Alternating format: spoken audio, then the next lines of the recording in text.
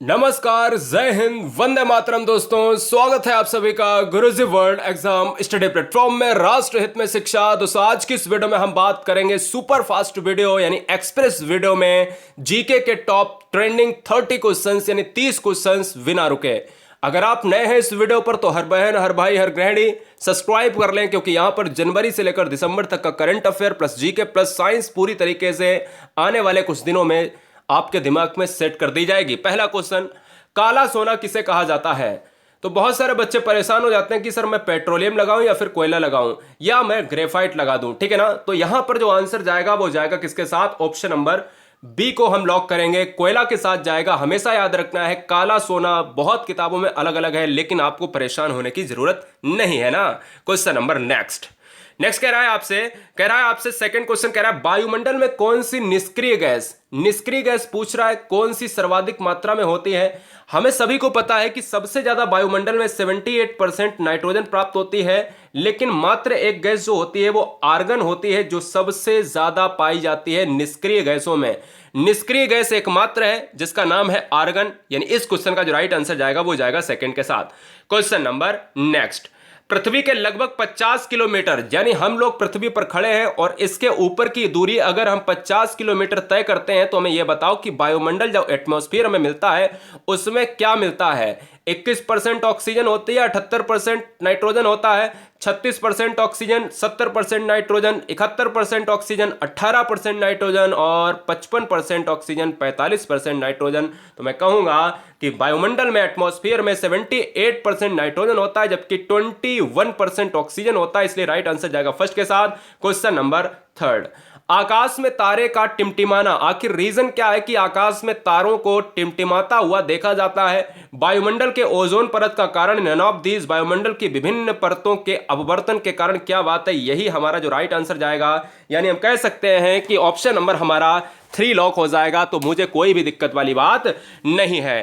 Question number next की बात करेंगे। क्वेश्चन नंबर नेक्स्ट हमारे स्क्रीन पर है। क्वेश्चन नंबर 4 हमारे स्क्रीन पर क्या कह रहा है? हमसे कह रहा है, समान वायुमंडलीय दबाव वाले क्षेत्रों को मानचित्र में जोड़ने वाली रेखा को क्या कहा जाता है?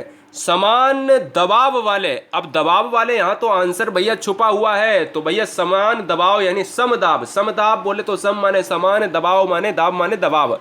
समदबाव की बात कर रहे हैं, समदाब रेखा हो जाएगा तो यहां पर बिल्कुल कोई दिक्कत वाली बात नहीं। जब पृथ्वी को 20 से काटे तो वो कहलाती है भूमध्य रेखा, जब पृथ्वी को भारत को 20 से काटे तो कहलाती है कर्क रेखा, जब ऑस्ट्रेलिया को 20 से काटे तो कहलाती है मकर रेखा।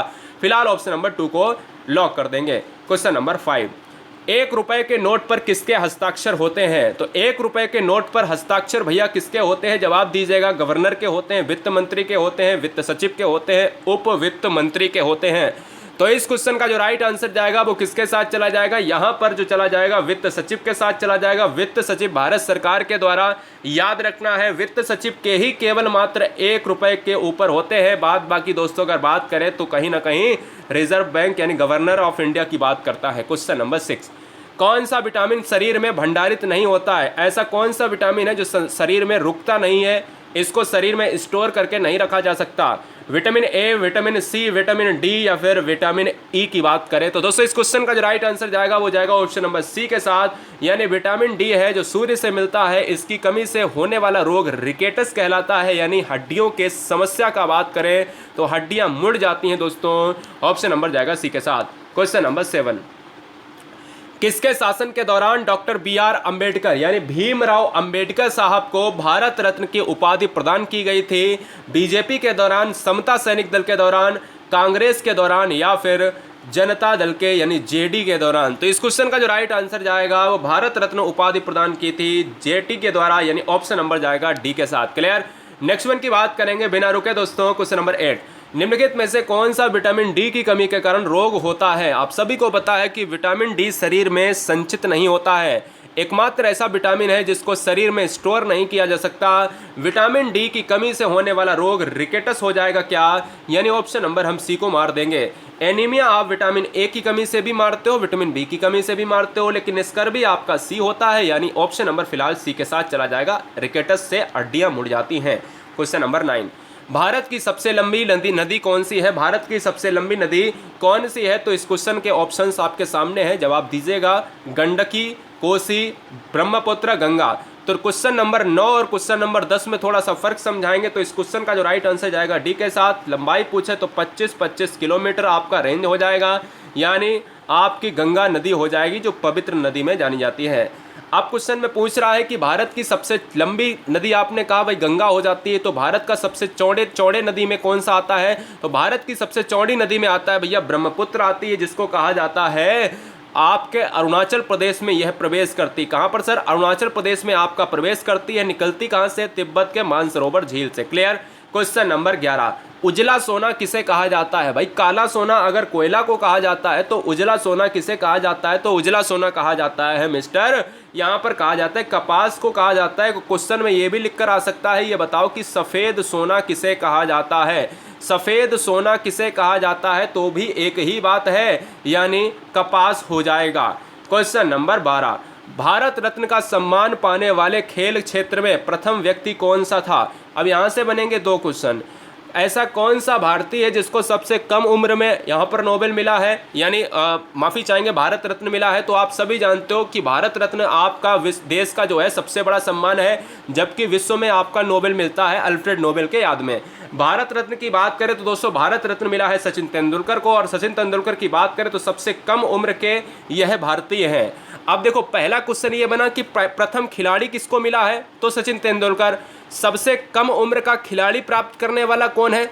वो भी सचिन तेंदुलकर। तीसरा क्वेश्चन, सबसे कम उम्र का भारतीय कौन है जिसको भारत रत्न मिला है? वो भी सचिन तेंदुलकर। राइट आंसर जाएगा ऑप्शन नंबर 3 के साथ। क्वेश्चन नंबर 13, भारत का सबसे लंबा बांध कौन सा है? जवाब दीजिएगा। तो भारत का सबसे लंबा बांध है दोस्तों भाखड़ा नागल बांध, इंदिरा सागर बांध, हीराकुंड बांध या फिर नागार्जुन सागर बांध। तो राइट आंसर जाएगा ऑप्शन नंबर सी के साथ, हीराकुंड बांध हो जाएगा आपका। यह उड़ीसा राज्य में स्थित है, जिसकी राजधानी है भुवनेश्वर। क्लियर।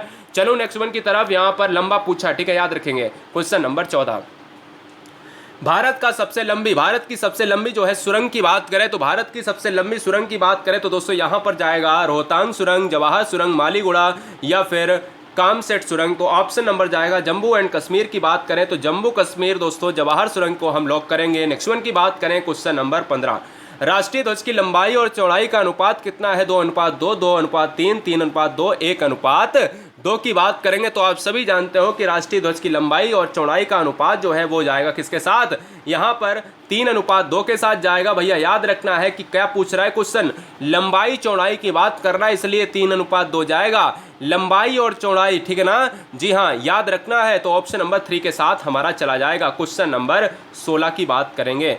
भारत की संविधान सभा ने राष्ट्रीय ध्वज का प्रारूप कब अपनाया था? मतलब राष्ट्रीय जो ध्वज है ना, भारतीय फ्लैग की बात करें तो इसको अपनाने के लिए कौन सी तिथि है? तो आपको याद रखना है कि 22 जुलाई याद रखो, 22 जुलाई 1947 को, यानी ए ऑप्शन हम लॉक करेंगे। क्वेश्चन नंबर नेक्स्ट, भारत का राष्ट्रीय पक्षी, भाई चिंदी सा प्रश्न है, भारत का राष्ट्रीय पक्षी कौन है? तो तोता, मोर, हंस, बुलबुल। तो आंसर जाएगा किसके साथ? बी के साथ चला जाएगा, यहाँ पर पावो क्रेस्टेसस के साथ। और क्वेश्चन नंबर 18, भारत में ताजे जल की सबसे बड़ी झील जिसका नाम है बूलर झील किस राज्य में स्थित है? उत्तर प्रदेश, जम्मू कश्मीर, उत्तराखंड या फिर हिमाचल प्रदेश। तो दोस्तों आंसर जाएगा इस क्वेश्चन का, भारत में ताजे जल की झील का नाम है बूलर, यानी जम्मू एंड कश्मीर, JNK के साथ चला जाएगा दोस्तों। ऑप्शन नंबर चला जाएगा अपन किसके साथ? बी को हम लॉक करेंगे। क्वेश्चन नंबर 19, भारत की प्रसिद्ध लैगून झील का नाम क्या है और किस राज्य में स्थित है? मानसरोवर, चिल्का झील, पुलिकट या फिर डल झील।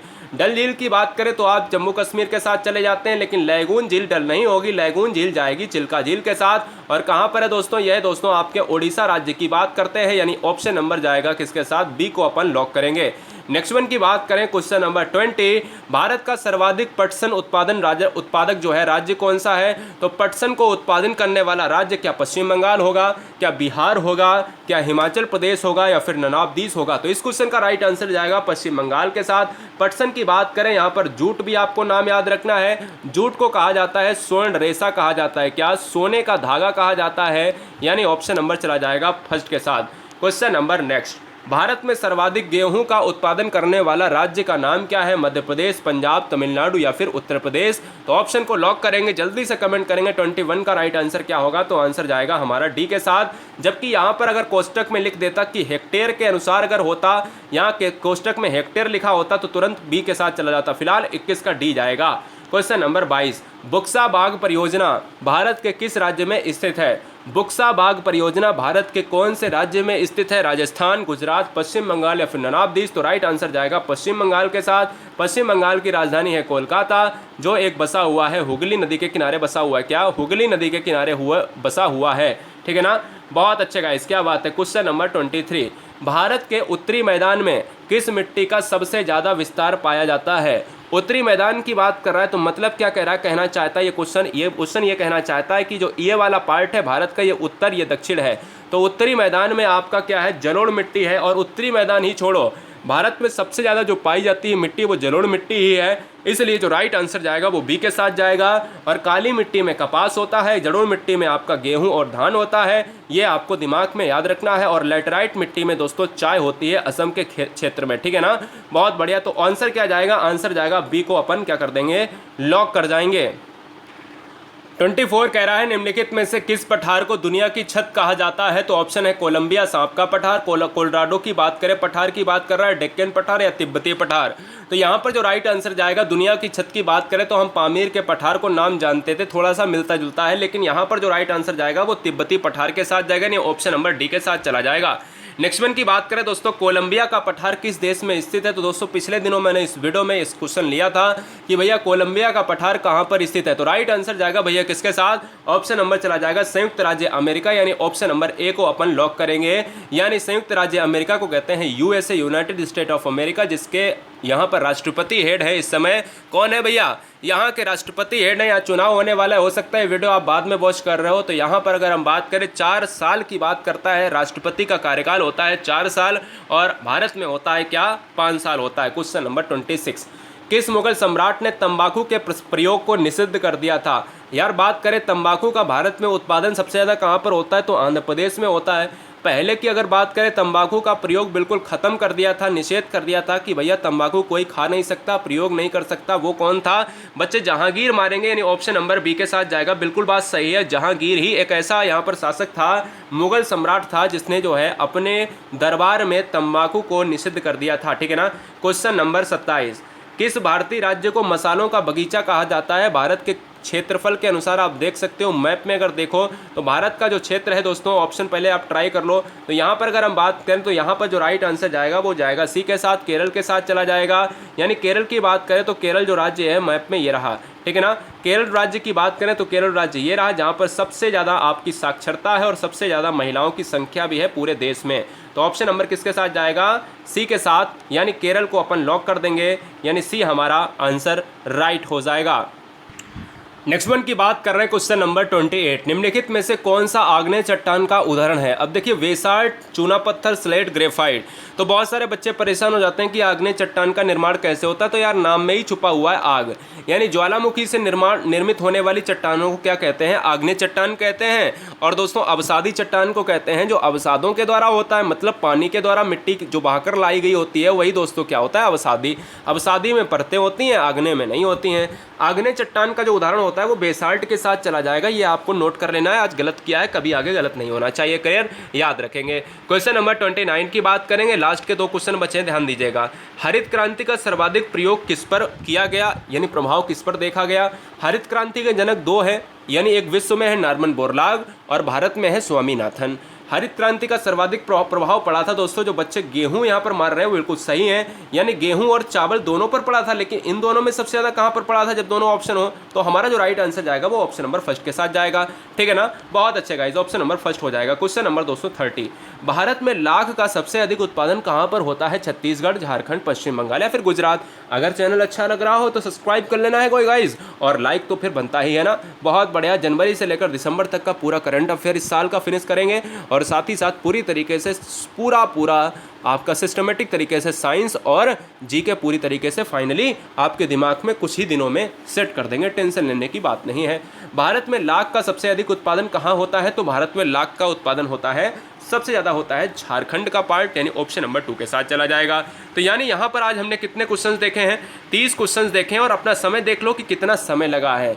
और यहाँ पर ये देख लो कि भैया और किस वजह से यहाँ पर हमें कोई मतलब नहीं कि सारे टीचर अच्छे हैं, हम ये हमेशा की तरह कहते हैं, लेकिन हम ये चाहते हैं कि जो भी टीचर पढ़ाए वो सुपर फास्ट तरीके से अगर क्वेश्चंस को करा रहा है तो सुपर फास्ट तरीके से करा दे।